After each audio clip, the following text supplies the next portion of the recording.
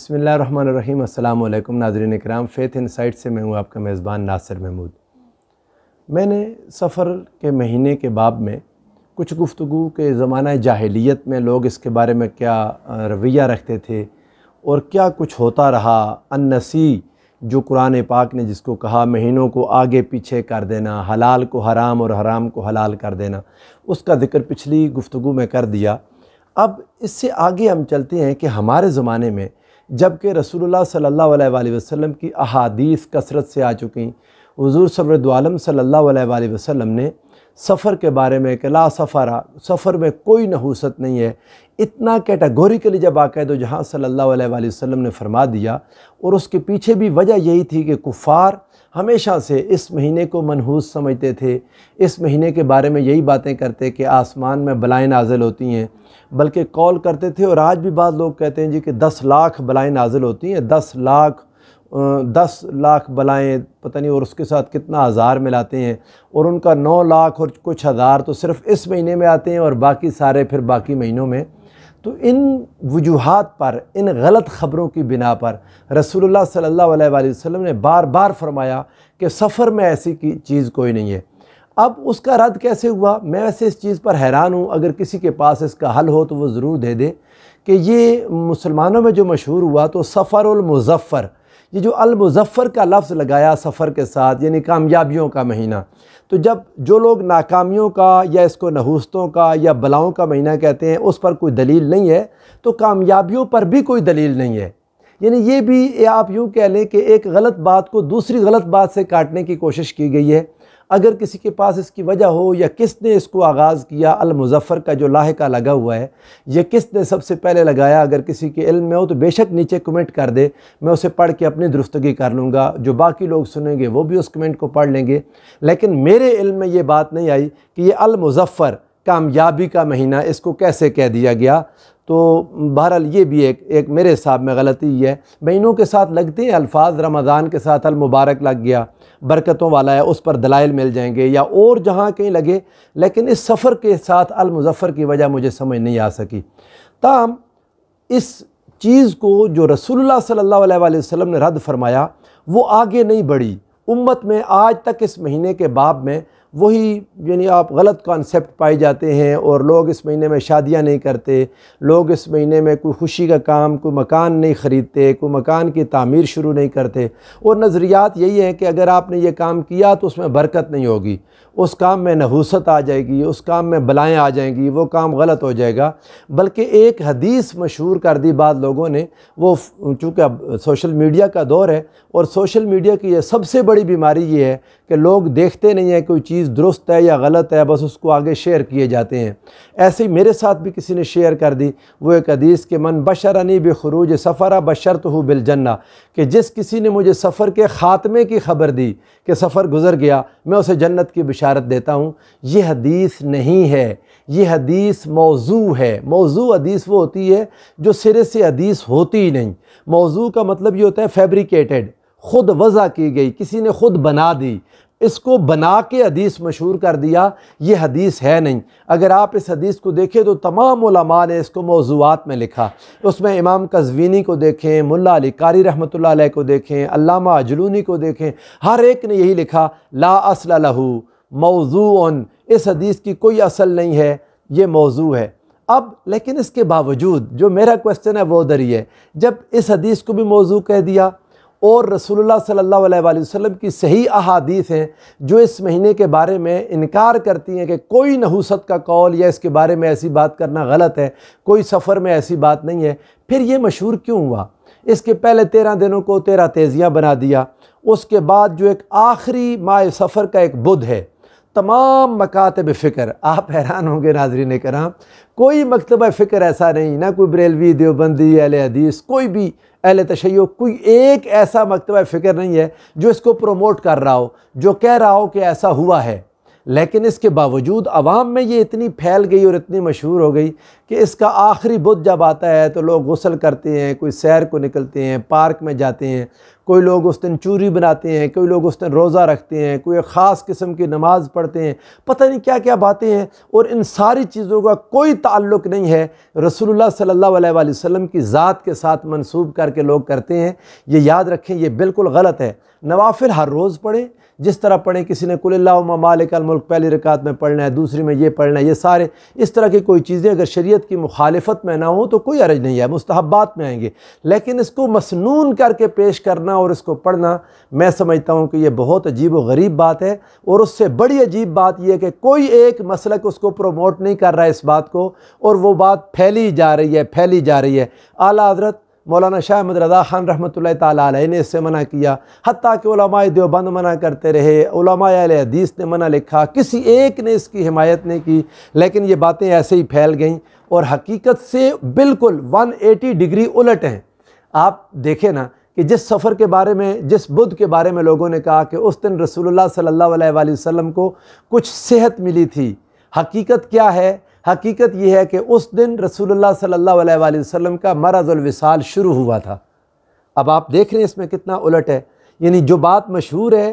وہ یہ کہ اس دن صحت ملی تھی تو حضور نے سیر کے لیے گئے تھے تو سیدہ عائشہ صدیقہ نے یہ بنایا تھا، سیدہ عالم نے یہ کیا تھا، یہ مشہور ہے۔ حقیقت کیا ہے؟ حقیقت یہ ہے کہ اس دن بیماری کا آغاز ہوا۔ رسول اللہ صلی اللہ علیہ وآلہ وسلم صحیح احادیث اور روایات کے مطابق 13 دن حضور علیہ السلام کی بیماری رہی، اور یہ 13 دن اسی آخری بدھ سے جو 28 یا 29 صفر بنتا ہے اس دن شروع ہوا، اور 12 ربیع الاول کو رسول اللہ صلی اللہ علیہ وآلہ وسلم اپنے خالق حقیقی کے پاس چلے گئے، اپنے رفیق اعلیٰ کی طرف چلے گئے۔ تو اب یہ بیماری زیادہ ہو گئی، جتنی آپ اٹھا لیں کتب، جہاں جہاں لکھا ہے، سیرت کی کتابیں اٹھائیں، آپ کو یہی بات ملے گی کہ ماہ سفر کے آخری عشرہ کے اس بدھ کو نبی کریم صلی اللہ علیہ وآلہ وسلم اخیر شب، نصف شب کے الفاظ ہیں، حضور علیہ السلام اٹھے، آپ کے غلام تھے ابو مویحبہ، ان کو اپنے ساتھ اٹھایا رضی اللہ تعالیٰ عنہ، اور انہوں نے کہا کہ چلو مجھے حکم دیا گیا کہ میں اہل بقیع کی بخشش کے لیے دعا کروں۔ آقا علیہ السلام جنت البقیع، بقیع غرقد میں تشریف لے گئے،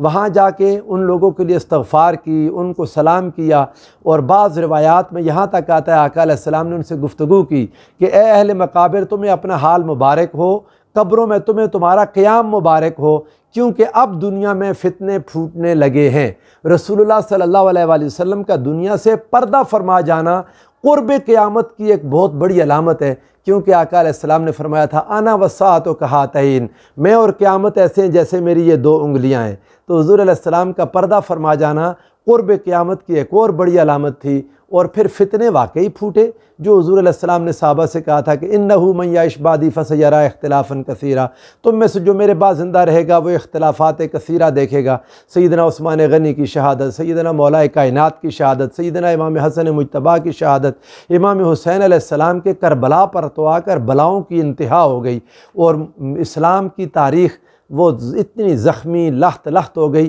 حضور علیہ السلام کی یہ خبر مبارک بھی پوری ہو گئی۔ لیکن حقیقت یہ ہے کہ آقا علیہ السلام اس رات جب قبرستان سے واپس تشریف لائے تو حضور علیہ السلام کے سر مبارک میں درد ہو گئی، اور اسی بیماری بخار کا جو آغاز ہوا اس دن حضرت سیدہ میمونہ رضی اللہ تعالیٰ عنہا کا دن تھا، ام المؤمنین کا۔ آقا علیہ السلام 4-5 دن کوئی ایسے مختلف ازواج کے پاس ان کی باریوں کے مطابق ٹھہر کے پھر سیدہ عائشہ صدیقہ کے حجرے میں آ گئے۔ تو یہاں سے جب بیماری کا آغاز ہوا اس آخری بدھ سے، جس دن لوگ چوری بنا رہے ہوتے ہیں اور سمجھتے ہیں کہ شاید اس دن صحت ہوئی تھی، کوئی صحت نہیں ہوئی تھی، اس دن بیماری کا آغاز ہوا تھا۔ تو پھر اب یہ کتنا الٹ ہو گیا، یعنی ہماری اس مشہور بات میں اور حقیقت حال میں۔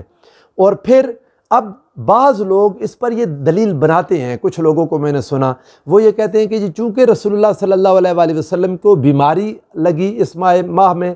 تو اس وجہ سے ہم کہتے ہیں کہ یہ مہینہ نحوست کا ہے۔ استغفر اللہ العظیم، ایسی باتیں جو تطیر ہیں، بدگمانیاں ہیں، ان کی رسول اللہ صلی اللہ علیہ وآلہ وسلم نے اجازت نہیں دی۔ آقا علیہ السلام کی حیات مبارک بھی اور آپ کا وصال مبارک امت کے لیے بہتر ہے۔ حضور کا فرمان حیاتی خیر لکم و مماتی خیر لکم، اگر ایسے بیماری لگنے کی وجہ سے سفر منحوس ہو گیا تو معاذ اللہ استغفر اللہ، چونکہ وصال فرمایا ربیع الاول شریف میں، تو اس کے بارے میں کیا کہیں گے؟ ظاہر ہے کو بڑا فتویٰ لگانا پڑ جائے گا اور وہاں کسی کی جرت نہیں ہوگی۔ یہ غلط بات ہے۔ کفار ایسے کرتے تھے، نبی کریم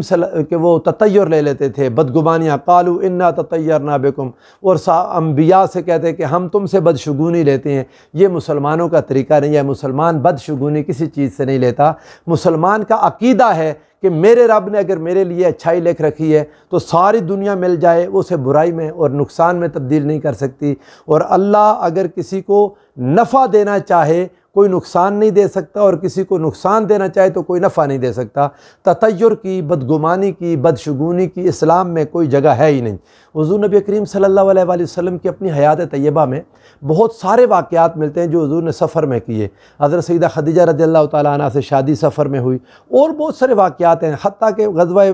خیبر کی جو فتح ہوئی وہ اسی ماہ میں ہوئی۔ حضور نبی کریم صلی اللہ علیہ وآلہ وسلم کا اور کئی سفر کیے آ کر ہیں۔ حضور علیہ السلام نکلے، حتیٰ کہ ہجرت کے 12 ماہ بعد جو ایک غزوہ ودان ہوا تھا، یہ غزوہ بدر سے پہلے تھا، اس کو بعض لوگ غزوہ بدر صغریٰ بھی کہہ دیتے ہیں، لیکن آمنا سامنا نہیں ہوا تھا، ایسے ہی قریش کا ایک تجارتی قافلہ تھا، رسول اللہ نے روکنا چاہا لیکن آمنا سامنا نہیں ہوا۔ بعد میں پھر ابو سفیان کے قافلہ تجارت کے ساتھ بھی آمنا سامنا نہیں ہوا تھا، لیکن اتنی دیر میں کفار کا ایک لشکر آ گیا جو بدر میں پھر جہاد ہو گیا۔ تو رسول اللہ صلی اللہ علیہ وآلہ وسلم نے اپنی زندگی میں، مبارک حیات میں ایسا کوئی کام نہیں کیا کہ سفر نہ کیا ہو، کوئی جہاد نہ کیا ہو، شادیوں کا اہتمام نہ کیا ہو، ساری چیزیں ساتھ ساتھ ہوتی رہی ہیں۔ لہذا آپ سارے کام کریں، اس ماہ کے بارے میں ایسی بدگمانی اپنے ذہن میں رکھنے کی ضرورت نہیں ہے۔ اب یہ جو غلط خبر مشہور ہو جاتی ہے، یہ کیوں ہے کہ جب ساری کتابیں ایک طرف ہیں، سارے علماء ایک طرف ہیں، سارے فرقے مسالک ایک طرف ہیں، اور دوسری طرف ایک ایسی بات ہے جس کا نہ سر نہ پیر اور وہ مشہور ہو رہی ہے۔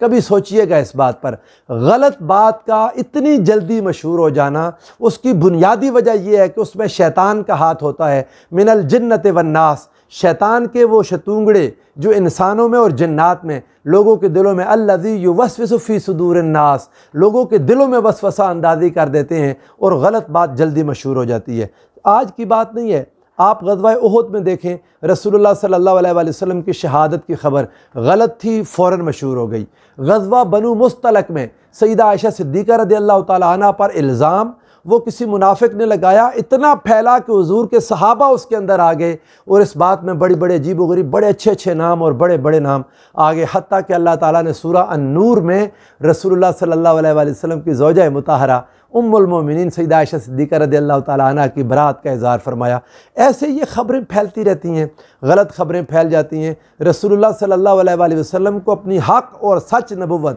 اپنے بے شمار معجزات کے ساتھ منوانے میں کتنا عرصہ